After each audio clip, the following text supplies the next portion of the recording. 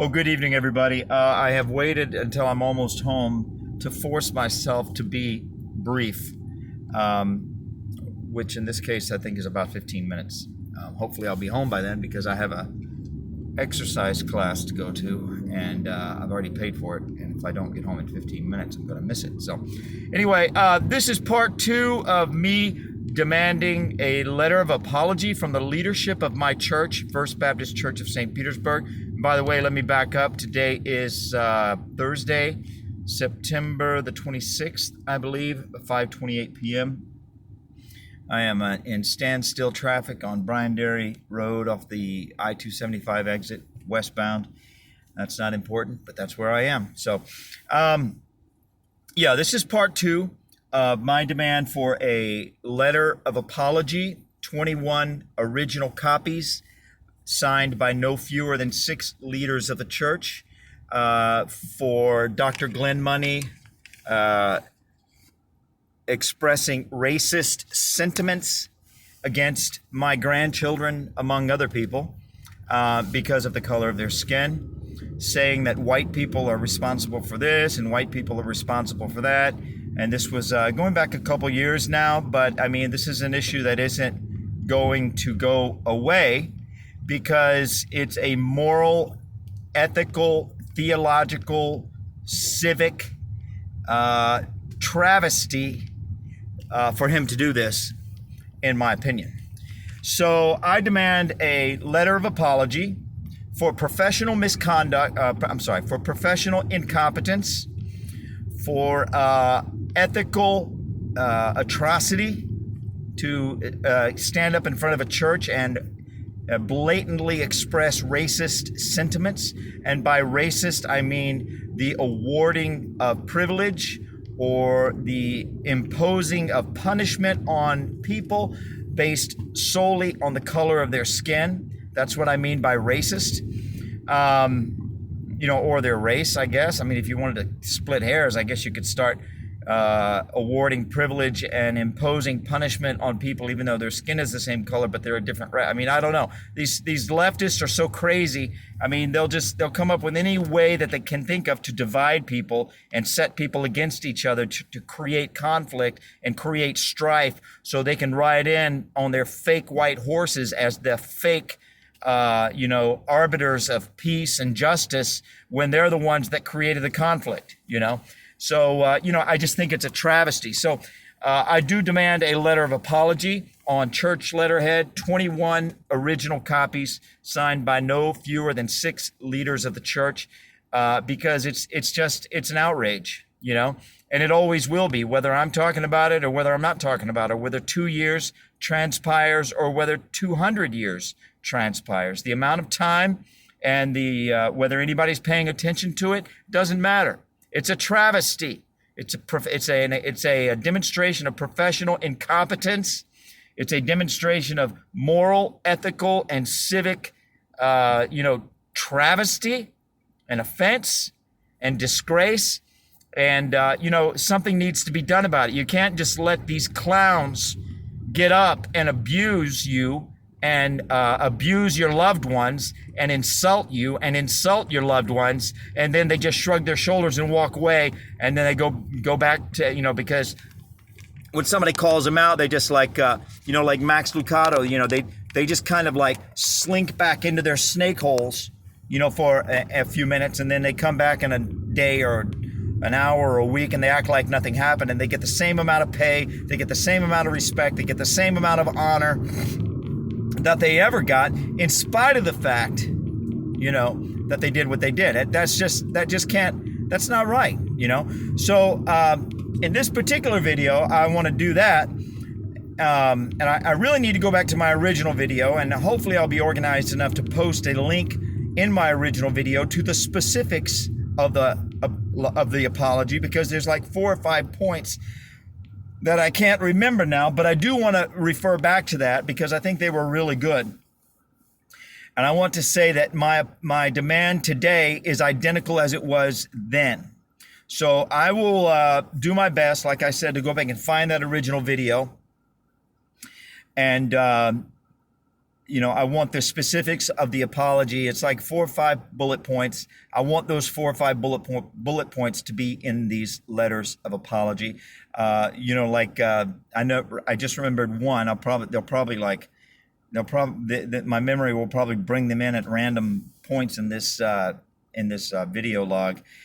So one of them just randomly came into my mind, and that is to say, I want them to be addressed to family member number 1, family member number 2, family member number 3, and to be enumerated like that numerically as opposed to names, because I don't want to deal with all that. That's too complicated, and they haven't agreed to be named. So not everyone in my family agrees with me, but I am the it's my family, so this is my demand. I will give them their respective letter at the time that I deem appropriate, and you don't need to worry about who agrees with me and who doesn't. That's between me and them. It's not between you and me, and it certainly isn't between you and them. So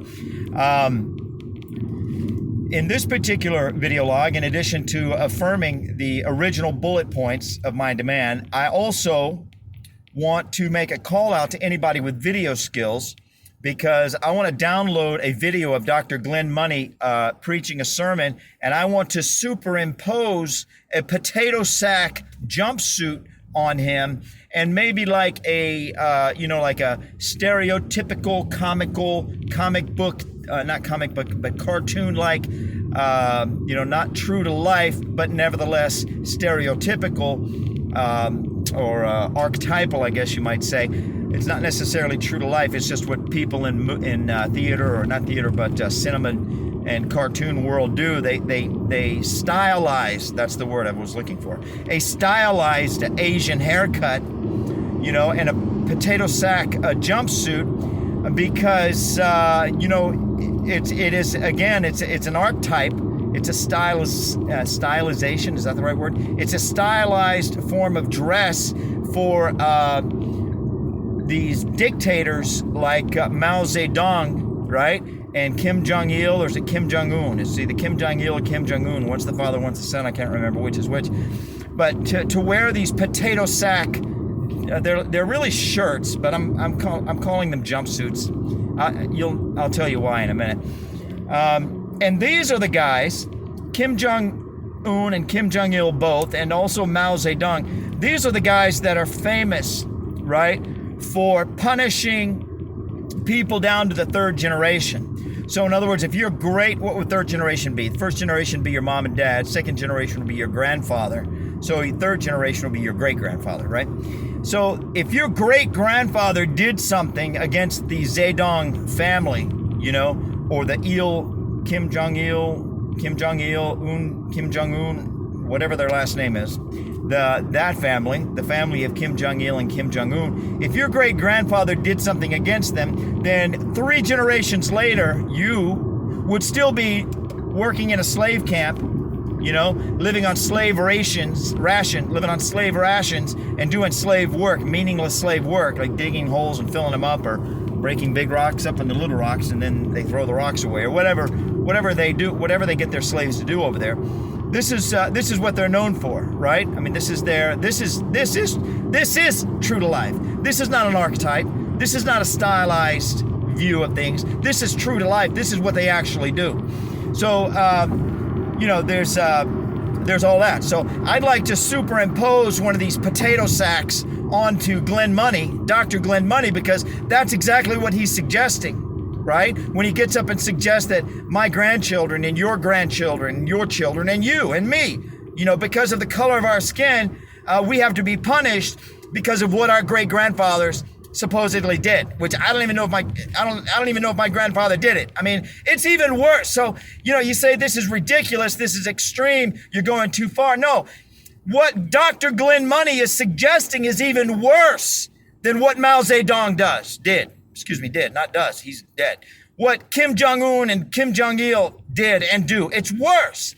Because if you're punished under Mao Zedong, right? If you're punished under Kim Jong-il, if you're punished under Kim Jong-un, I hope I'm getting their names right, it's because your great-grandfather, your literal actual great-grandfather did something against the administration, against the regime against the family, you know. But what Dr. Glen Money is saying is, he's saying, I don't care whether your great-grandfather actually did anything. That part doesn't matter. Somebody's great-grandfather did something against these other people that I'm making a big, dramatic, virtue signaling, theatrical event about, right? And that person has the same skin color that you have, so now you have to be punished. See, that's Kim Jong-un, Kim Jong-il, Mao Zedong on steroids. Like super steroids, like the kind of steroids that makes you die in 5 years, like the kind of steroids that makes you have a deformed body shape, the kind of steroids that, you know, it gives you brain damage. I mean, it's all that. And so it's interesting and to me that potato sack pantsuit or potato sack jumpsuit or whatever it is, potato sack shirt, you know, just look at a picture of a Kim Jong-il or Mao Zedong. You'll see what I'm talking about. But you can also see that Hillary Clinton used to wear these potato sack shirts on the campaign trail. So that's pretty interesting, you know. And there's another guy also that does it. And this is an archetype. This is a stereotype. This is a stylized expression of these well-known dictators. And that is in the Austin Powers movies, Dr. Evil, right? Dr. Evil wears these potato sack shirts. Potato sack jumpsuits, whatever they are. You know what I'm talking about. So I want to superimpose, like I say, I'm putting out a call out for anybody who has video skills because I don't. I could probably figure it out, but I don't have time, and et cetera, and so forth. I want to superimpose a potato sack shirt, jumpsuit, pantsuit, whatever it is, whatever it's called, on a Dr. Money with a stylized Asian haircut to represent Kim Jong-un and Kim Jong-il and Mao Zedong. Right? And I want to make that part of my demand for an apology, 21 original copies signed by no fewer than 6 leaders of the church, an apology for professional incompetence, an apology for moral, ethical, social, civic travesty, you know, and an apology for trying to condemn my grandchildren to a life of servitude and indebtedness because of the color of their skin, right?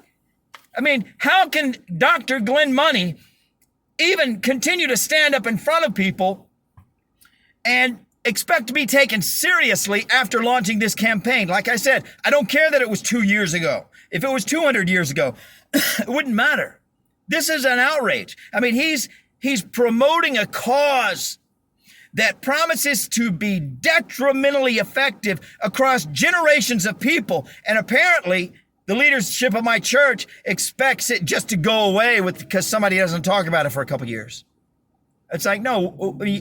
See, it's like insult on top of insult on top of insult on top of insult. You think I have the memory of a goldfish? You think I have the memory of a hamster? You think I don't know when somebody is standing up in front of me and promoting blatant, bold-faced racism? You think I don't know that? Just because you smile real cute and you got a little PhD at the end of your name and you wear a little suit and you just, the church ladies love you and, oh, look at me. No, I know. I'm not distracted by your glam and your glitter and your glitterati, paparazzi, fanfare, pomp, and pretension. None of that impresses me, and I'm not distracted by it. Right? I don't care. I couldn't care less about your stupid little degrees. Stupid, and you need to come to terms with the fact that nobody cares about stupid little degrees anymore except people with stupid little degrees. It's like a cult, right? Nobody in the real world cares. I promise you, nobody cares. What we care about in this day and age is that when you get up to do your job today, you do a good job. That's what we care about. We couldn't care less about what you did 20 years ago. How much impressed your college professor was with you, we don't care. Nobody cares. Okay? How much your mother is impressed, how much your daddy's impressed, nobody cares. Okay, the Bible says a man shall leave his father and mother. If your mother's proud of you for going to school and getting a PhD, well, good for you. I'm happy for you and I'm happy for her. But don't expect me to be impressed with any of that just because she was. Okay? And if you haven't left your mother or your father yet, well, then you need to sit down and read what the Bible, what God's plan for you is, and that is for you to leave your mother and father at some point in time and learn to be a real man in the real world that doesn't expect to skate around like Aladdin on a magic carpet, flying around on a little piece of paper with a little gold star on it that's been encrypted or impressed with a embossing seal. That's what a degree is. It's just a little piece of paper. And if you think you're going to skate around on that little piece of paper like Aladdin on a magic carpet, suggesting and committing all kinds of moral, ethical, civic, professional travesties, and that little piece of paper with that little embossed seal on it, right? That's what an embossing tool does. You squeeze it and go, it forms that little gold star like we used to get in kindergarten. We got gold stars in kindergarten, didn't we? You get an embossed seal on a little piece of paper. You think that little piece of paper is going to excuse your deplorable, disgraceful behavior? You're wrong. This is the age of real, organic, the fake, the mass-produced, the industrialized, the institutions that spit people out like a factory spits out widgets on a conveyor belt, you know, like that. That's what colleges do. They spit people out like widgets on a factory belt, or little Hershey's Kisses on a conveyor belt. You know, you want to study theology, you want to study electrical engineering, you want to study okay, fine, you can study it. There's 100,000, 200,000, 1 million, 2 million books on the subject. You think you're going to go to some institution where everybody reads the same 100 books and you're going to come out and you're going to be something special? I don't think so. No. You would be something special in my eyes if you picked the 100 books on your own, educated yourself so that when you stand up at your job to do your job, you actually do a good job. All right? So there's something seriously wrong when you go to an institution to get a degree and you come out like Dr. Glen Money came out. There's something seriously wrong. Because a good and true person who is truly educated, not stamped with some petty, silly, superficial, shallow, meaningless little embossing tool, okay? A barcode on the forehead, a barcode on the back of the neck, a barcode behind the ear, whatever it is, literal, metaphysical, figurative, metaphorical, whatever, okay? There's something seriously wrong when people come out of these institutions and they think they can get away by condemning racism out of one side of their mouth and promoting racism out of the other side of their mouth. There's something seriously wrong with these institutions. And there's something seriously wrong with Dr. Glen Money, who does not deserve the title doctor. If he thinks he can get up in front of me and in front of 300 people, all white, and claim to be some super class of white person who knows better than the rest of us, and the rest of us are dirt, and we all deserve to be punished because of what somebody's, not even ours, somebody's great-great-grandfather did. I mean, there's something seriously wrong. This is a sickness. This is an intellectual and a spiritual and a moral and an ethical and a civic sickness. This is a disease, okay? To condemn people on the basis of the color of their skin. It's a disease. And Dr. Glen Money has it. And he needs to be censured, not censored, censured. He needs to be censured for spreading this disease in the community of our church.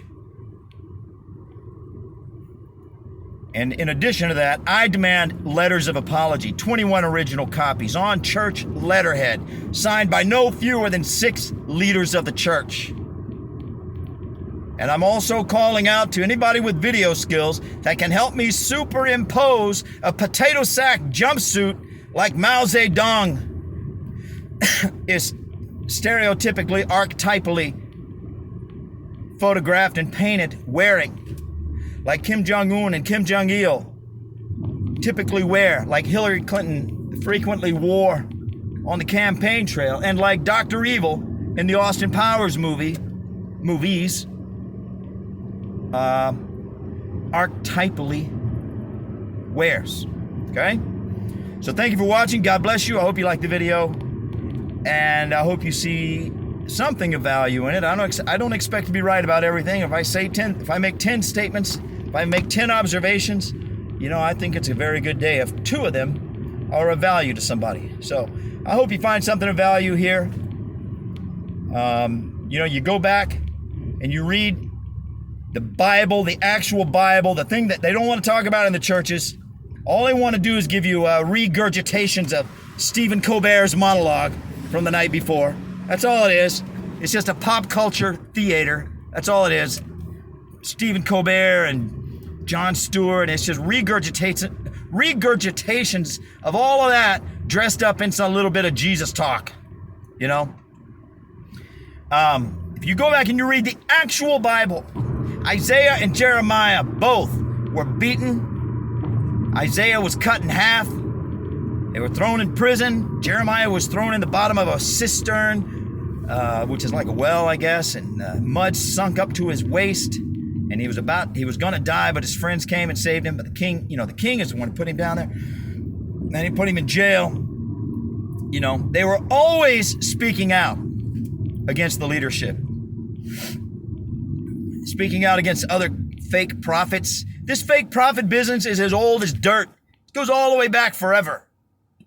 So I don't want to hear Dr. Glen Money up there squealing and crying about me being evil for calling him out for being a racist, right? For calling him out for trying to condemn my grandchildren to a life of servitude and indebtedness on the basis of their skin. I don't want to hear him up there squealing and crying and calling me names for doing what the prophets of old consistently and always did.